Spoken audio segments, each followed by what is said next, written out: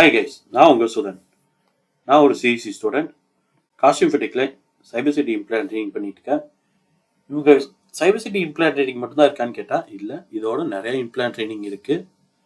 வாங்க அது என்னன்னு நம்ம பார்ப்போம். ஸோ சிஎஸ்சி ஸ்டூடெண்ட்ஸ்க்கு இம்ப்ளான்ட் ட்ரைனிங் பார்த்தா machine learning using Python, web designing, IOT, cloud computing, block chain, CCNA or networking, PHP, MySQL, mobile compatible website development, mobile app development, Android or iOS.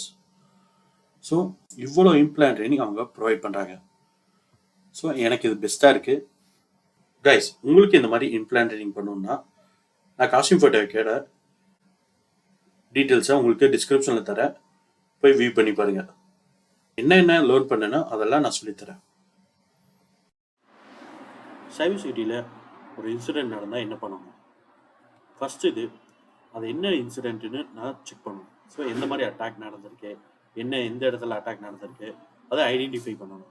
So identify பண்ணிவிட்டு நான் அதை security டீமுக்கு update பண்ணணும். ஏன் security டீமுக்கு update பண்ணணும்னா அப்போ தான் அவங்க என்ன இது பிரச்சனை, எங்கேருந்து வருது, யார் அட்டாக் பண்ணுறா, ஸோ அவங்களால அதை பிளாக் பண்ண முடியும், டிஃபெண்ட் பண்ண முடியும். அதுக்கப்புறம் என்னோடய டேட்டாவை பேக்கப் பண்ணி வச்சுக்கணும் அப்போவே. ஸோ ஏன்னா நம்ம டெய்லி பேக்கப் பண்ணுறது பெஸ்ட். எப்பவுமே இப்போ நான் கரண்ட்டாக ஒர்க் பண்ணிட்டு இருக்கேன், அப்போ அந்த டைமில் அட்டாக் நடக்கப்ப அந்த டேட்டா ஏதாவது இருக்கப்போ பேக்கப் பண்ணி வச்சுக்கிட்டா நம்மளுக்கு அந்த டேட்டா ஏதாவது எரேஸ் ஆகிறதுக்கு வாய்ப்பு இருக்காது. ஸோ ஏன்னா ஒரு பர்சன் அட்டாக் பண்ணுறப்ப என்னோட டேட்டாவை ஃபுல்லாகவே கிராஷ் பண்ண முடியும்.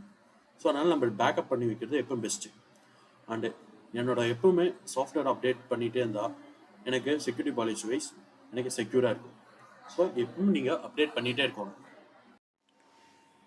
ஸோ இதே மாதிரி உங்களுக்கு வீடியோ பார்க்கணுன்னா என்னோடய வீடியோவை லைக் பண்ணி என்னோடய சேனலை சப்ஸ்கிரைப் பண்ணிங்க.